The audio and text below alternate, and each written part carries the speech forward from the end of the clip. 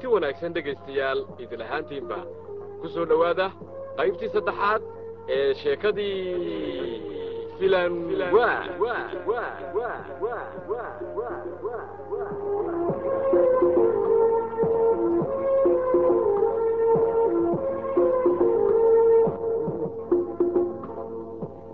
qadmaan caamir waa mid ka mid ah wiilasha u dhalay oday caamir sidaad wada garanaysaanba waa odayga jinka ee muslimka qadmaan reerkoodu waxay degan yihiin magaalada muqdisho haddana waxa la yaab leh inta badan kama dhammaado halka dhulbeereedyada weliba wuxuu u badan yahay deegaanka afgooye talow qadmaan halkaa muxuu ka sameeyaa aabbihii waa oday caamire markii uu dubay qabanayey ee safarka uu ku baxayey wuu maqnaa carruurtiisana wuu kala dardaarmay oo waxa uu sheegay gabadhiisa curadda in qadmaan iyo saalim oo maqnaa labadaba la gaadhsiiyo dardaarankiisa oo dadka aanay dhibin laakiin waxaa isweydiin leh mar haddii reerkooda xamar ay degan yihiin qadmaan waxa uu ka qabto afgooye waa arrin la yaab leh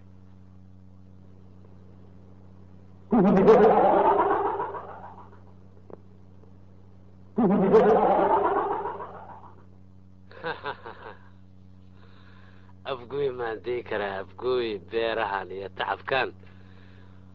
waa inaan aniga aan beera ku yeeshaa oon xoolo ku yeeshaa afgooy maan dii karaa aniga afgooy la-aantiisa abaar u ah aniga cambahan iyo muuskan beerahan babayga haddii aan dadkaanka xoog lahaa oo wax ku yeeli lahaa aabbahay aan ka cabsaano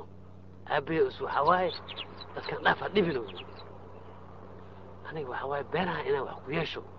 beeraha inaan meel ku yeesho beera yeesho afgooy ani maka maari maaye afgooy degaankayga dhan oo afgooy noqohaa ani xamar waa kasoo guuraa aniga xamar waa kasoo guuraa afgooyaan degaa beerahan weliba degaa beerahan inaan afgooy ku yeesho qayb weyn ku yeeshaan raba aniga nin aniga aan ahaynna masoo geli karo meeshaan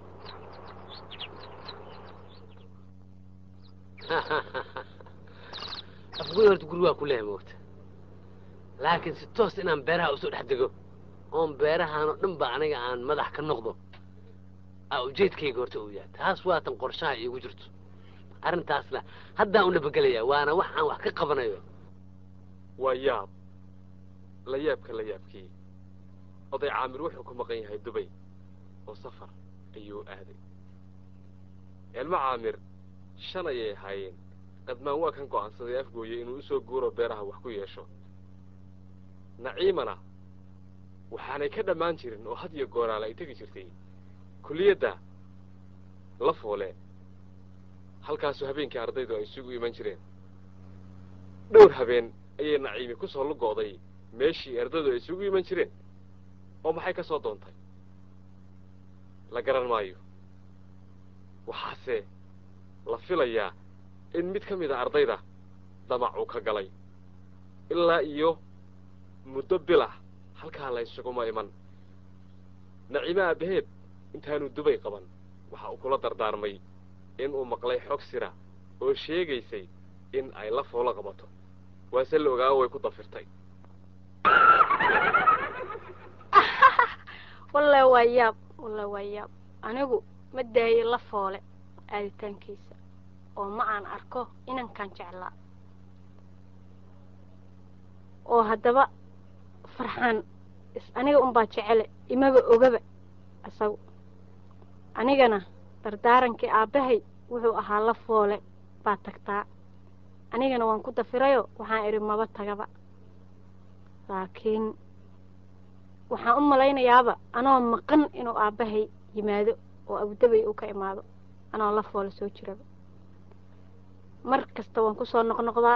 noqnoqdaa ardaydiina caweyskii maba ka dhex muuqdaba muddo bil ah ayaan waxaan ku noqnoqonay kulliyadda oo caweyska farxaan igamaba muuqdaba talow ma xanuunsan yahay ma safar buu aaday awal baa waxaa la yidhi laba kala bariday kala warla farxaan anigu unbaa jecele asagu maba ogaba laakiin wax badan baan ka xishooday in aan raadiyo kulliyadda asaga uu degan yahay laakiin waxaan isku dayi inaan hadda aado kulliyadda farxaan. allow sahal amuuraha. mahiga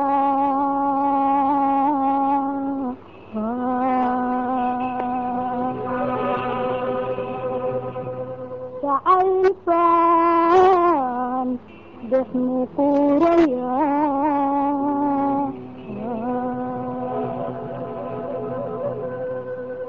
miraaniisi midabtaygu qadiyo mawjadba isida maatanayga maqaano waaye naftukayo maatanayga maqaano waaye ma maqanahay ma jooga ma mirkacay ma nagiyahay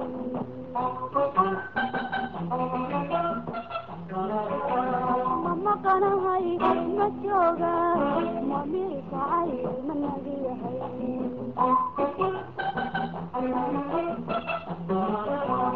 allahayo marisahan ha imaxduninin aniga muradkayga allahayo muradkayga la yaab qoftii naciima ahay jacayl baa galay allow muraadkeeda sidaa deelahayd adduun baa og. haaruun waa ninka loomaystaa. aroor walba badda wuxuu tagaa 6 aroornimo. maalintaasoo dhan wuxuu la xarbiyaa sidii ku heli lahaa kalluun markaa nolol maalmeedkiisa uu ku habo. allailahe waa inaan saakayto aan badda ku kalahaa si aan u soo jillaabto islamarkaana aan u suuq geysto hilibka malaygaasi. subaxaasoo dhan waa badda ku jir, duhradii waa badda ka imow, waa haddii aad timaadana waa miiska gee 3 xabbo oo qurah oo malay ah, waa haddana googoo oo cadcadee oo faa'iide ka sii raaday. wallaahi waa yaab 3dan malay anigu waxa maalin walba uun inaan helo sixir iga dhigay waaba la yaabay. 2 ma helayo, 1 ma helayo. subaxii waan baxayaa 8 saac 3 xabbaan wataa. talo 3dan xabbo waxaan isleeyahay ilaahay baa iigu talagalay. in ilaahay baa iigu quudinayo isle addoonkaaga 3 xabba ha uga badin hana uga yareen. ilaahayna waa iiga badin karaa waan iiga yarayn karaa. wax kastay ahaataba anigu waan iska jarjarinayaa, feetaan uga goosanayaa, faa'iidaan kasii raadinayaa. maxaa yeelay tabar kale maba haye. ilaahay aana baryayaa in ilaahay 3 ka fiican ka tiro badan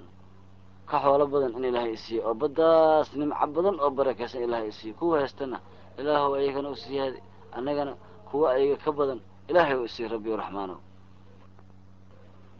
baashi waxaa la ogaa kal hore in muuqaalka iyo bilicda sabaad ay beer qaaday. ileen arrinku keligii kuma koobna, laakiin layskama warhayo. sabaad qudhadeedu waxay daaqadda ka daawataa inanka baashiya ee galab kasta gurigooda soo hareer mara, khaasatanna soo mara daaqadda guriga ay ka degan tahay. sabaad arrintaasi waxay ku abuurtay welwel iyo fikir fara badan inay maalintii wakhti badan ku lumiso arrimo ku saabsan inankan iyo meesha uu soo maro. wallaahi waxaan sameeyay ma aqaana yaab waay arrintan wax fudud ma aha. aniga ninkaaneeti markuu inta soo maro ma aqaana sidaa noqonayo. 2 usbuuc hadda waa filaya inay la eg tahay muddada aan arkayo wiilkan. magaciisa ma aqaano, meeshuu degaya ma aqaano, noloshiisa waxba kama aqaano, laakiin runtii kulley muuqaalkiisa waan ka helay. xataa ma fahansanin dabeecaddiisa siday tahay, laakiin waa qof qalbigayga kusoo laablaabtay in badan. mar walba ninkaan qalbigayga uu kusoo noqnoqonaya ma aqaan wuxuu iga rabo aniga ninkaan.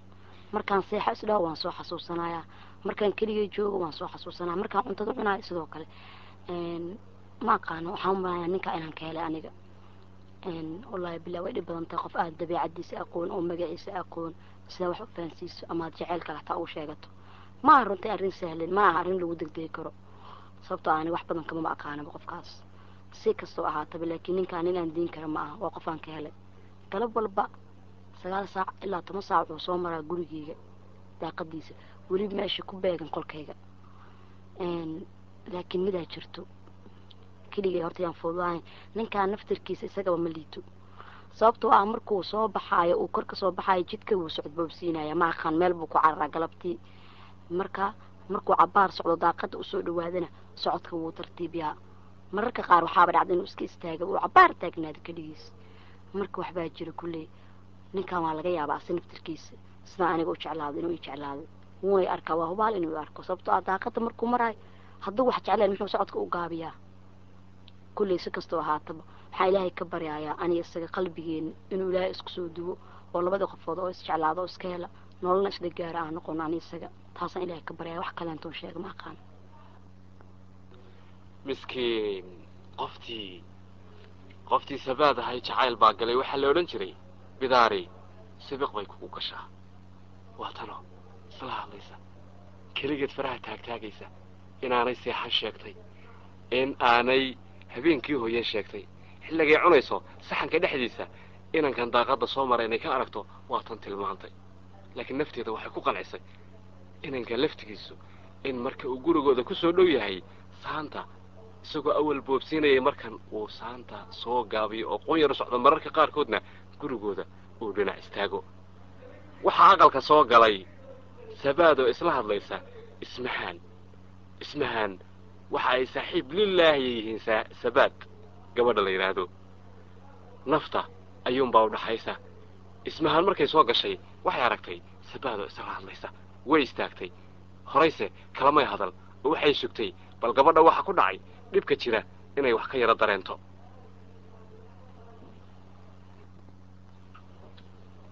sabaad saaxiib in cabbaaran ku eegaayo keligaa isla hadlaysa maxaa ku hela saaxiib ma aqaano wallahi sidaan ahay aniga dhanba isku dhex yaacsana sabab maxaa dhacay dhexyaac maxaa keena saaxiib haddaan kuu sheegay horta waad ka cajabaysaa nin baan sikadiisa ku jeclaaday marka saaxiibe waxaan sameeyna ma aqaan adigaa matala kaa rab ilaahay kaa keenay yuu yahay ninka wallaahi aqoon saas u meli saaxiib ninaad aqoon u lahayn sidee ku bartay sidee ku jeclaatay saaxiib kulley waan arka aniga waxaan filayaa jaceylka inuu aragtida ka bilowdaba magaciye saaxiib magaciisa taa ma aqaano waayay xaafaddu miyuu nala degan yahay maya xaafadeena kulley ma degan hayee halkeen ka baadi goobnaa waa tahay ninka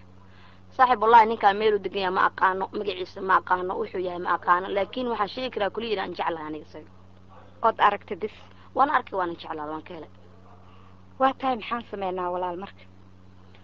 saaxiib adigaa matale kaa raba wixii la samayn kara waa inaa ii sheegto ninkaan aniga ma aqaano magaciisa meeluu degan yahay wuxuu yahay laakiin waan jeclaaday qof xitaa uu saaxiib la yahay ma garanaysid maya wallaahi aqoon aan aragtay ahayn aniga umalihi marka saaxiib arrintan waa arrin adag kow dhe waxaan u malaynayaa maskaxdaada inaad dejiso oo aad markaas iska ilowdo kolleyba qof waxaa tahay aan caadi ahayn qof aadan aqoonin magaciisa aqoonin meeluu degan yahay aadan aqoonin marka waxay igula fiican tahaba inaad iska dayso saaxiib saaxiib sidee iila hadlaysa aniga mawaalanta adiga ma ninkaan jeclaa iska daa igula talinaysaa waxaas tala maa saaxiib talaan kaaga baahana garabkaygaa tahay saaxiib waxaa loo yahay markii la dhibaataysan yahay wax la isku qabto marka saaxiib dhib weyn ay haysta ninkaan haddaan ilaawi karo mar horaan ilaawi lahaa laakiin ma ilaawi karo ninkaan waa tahay nin jid socda miyaan garabka kasoo qabsanaayo wax isaga sheegnaa dhibaata hadhow nooga iman karta adiga wax lee sameeye wax lee xal keen le waa tahay xalka sideen ku keenaa marka kulli aan wiilkan waa arkaa galabtii wuxuu soo maraa xaafadeena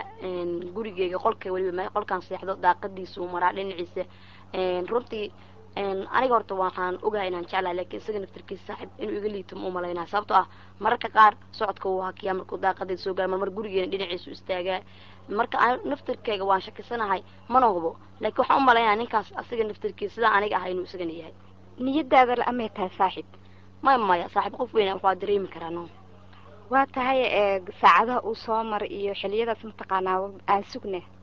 galabtii soo maraa saaxiib waa tahay sabaadii haddii arrintu sidaa tahay bal waxaan doonayaa in aan bal ka soo fikiro arrintan sidai aan ninkan ku qaban lahayn bal maalmo yar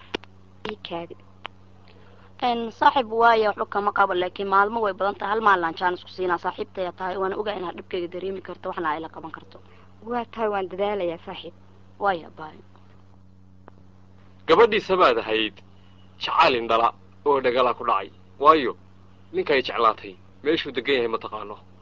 magaciisa ma taqaano xaafaddooda ma taqaano dad la saaxiibana ma taqaano haddana har iyo habeen isaga unbaa hortaagan ismahaan oo sabaad saaxiibaddeed ahayd aad waxay ula yaabtay dhibka gabadhaa haysta markay u dan sheegatay ee ay ku tidhi walaalay waxaan jeclahay nin caynkaasana ay tidhi maad iska dayso qofka noocaasi aan la aqoon waa tii loogaa siday uga xumaatay oo ay markaa saaxiibaddeed ugu tidhi walaalay manaad saa ay leedahay halkaad igala baadi dooni lahayd inaan kaan jeclahay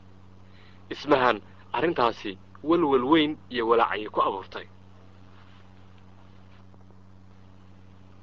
walle waayaab saaxiibtay sabaad waxa ku dhacay nin ayan aqoonin waxa uu yahay halka uu degan yahay magaciisa xitaa ay iska jeclaatay markii aan iri ninkaasi halkuu ka yimidna wayba ii xanaaqday aad baan uga xumahay saaxiibtay dhibka haysta laakiin inaan la baadigoobo oo halka ugu dambeeya ee natiijo markaasi barashada ninkaasiya inaan la tago ayaa iga go-an aad baan uga xumahay walle gabadhaas dhibaatada haysata jacayl indhala oo dhagala ayaa gabadhii helay waxaan sameeyana garan maayo marka waa inaan la baadigoobaa meel allaala meesha wiilkaasi magaciisa halka laga helo iyo weliba si allaala sida aan kusoo qaban lahayn oo aan markaasi usoo xerogelin lahayn taas ayaa iga go-an ilaahay hanala garab galo dhinaca kale sheekada markaynu u soo noqonno dhammaantiin waad ogsoontihiin odaygii caamir ahaa inuu ku maqan yahay dubay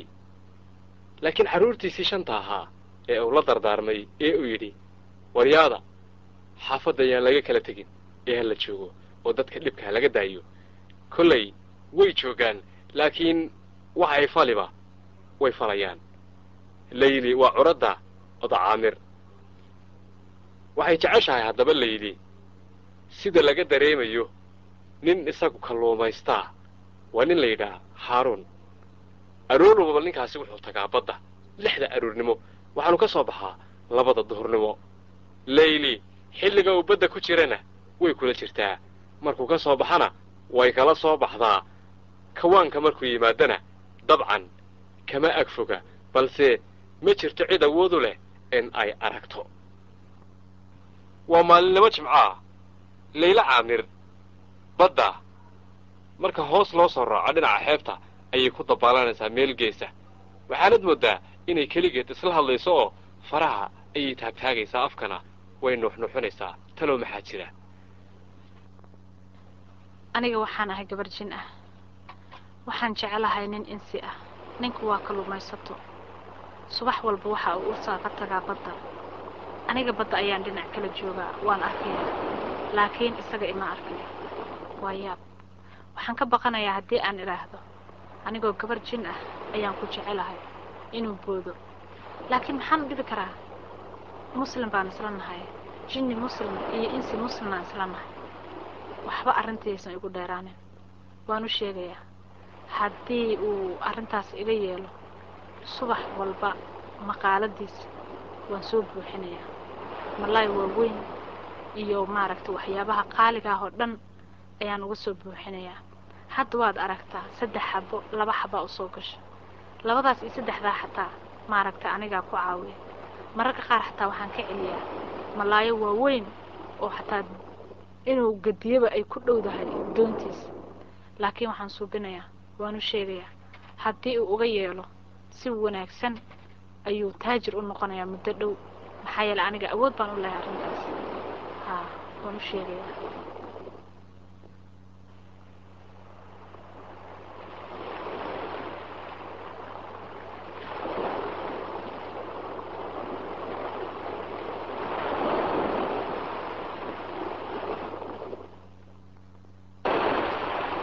laakiin arrinkan waa inaan si dhaqsaa u dhameeyaa isagoo aabahayna uusan ogaanin maxaa yeele aabahay arrinkan raalli ka ma aha annagoo gabar jin ah dhalashadeennuna ay jinni tahay inaanu insi guursano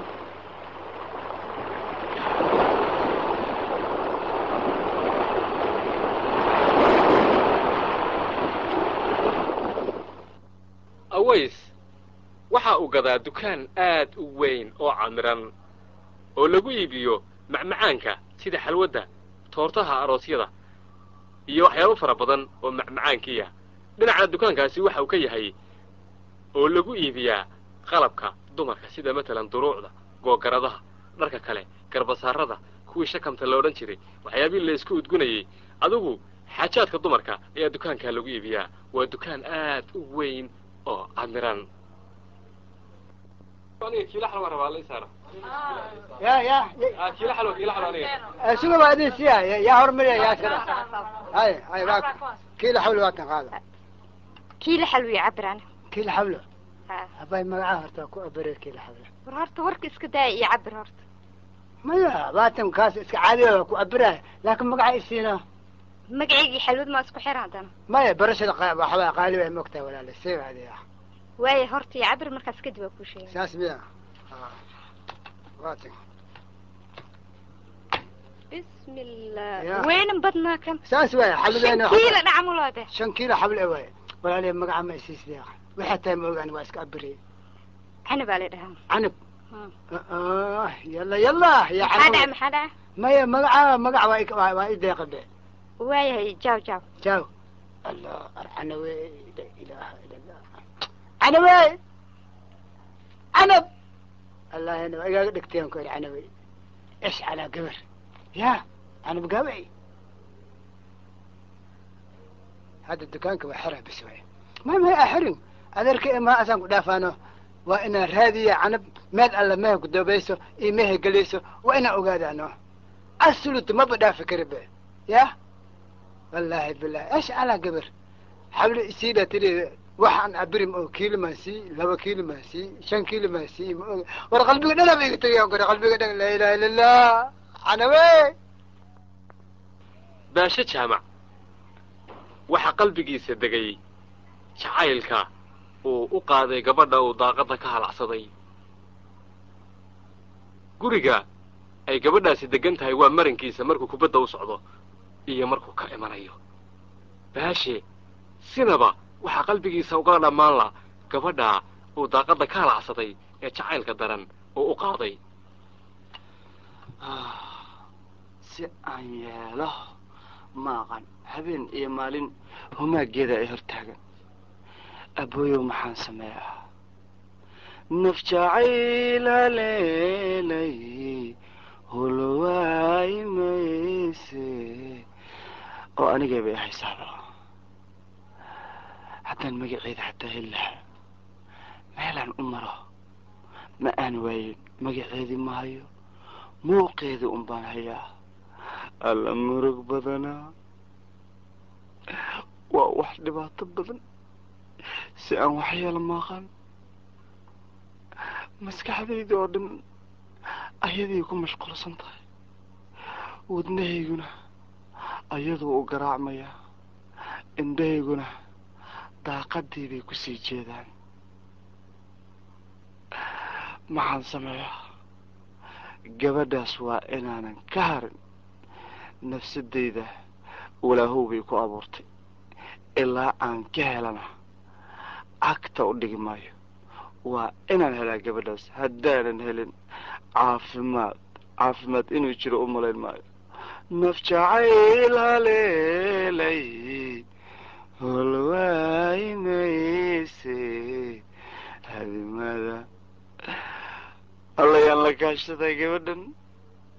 ilaahow gabadhaas quruxda badan marun ii sahal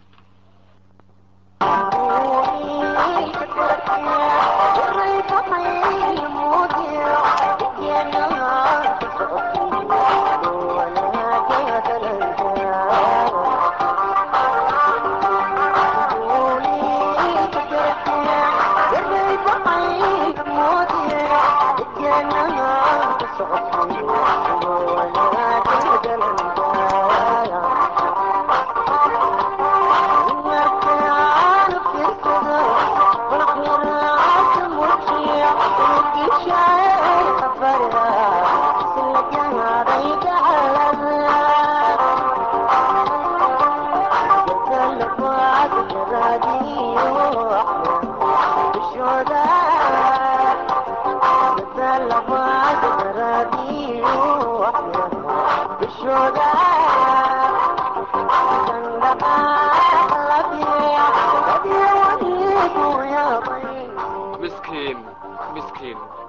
ninkii baasha ahaa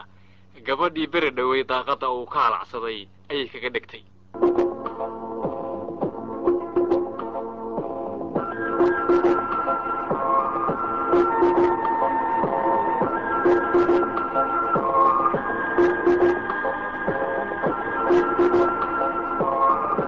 dhegaystayaal sheekadayadii filan waa qaybteedii saddexaad waa naga intaa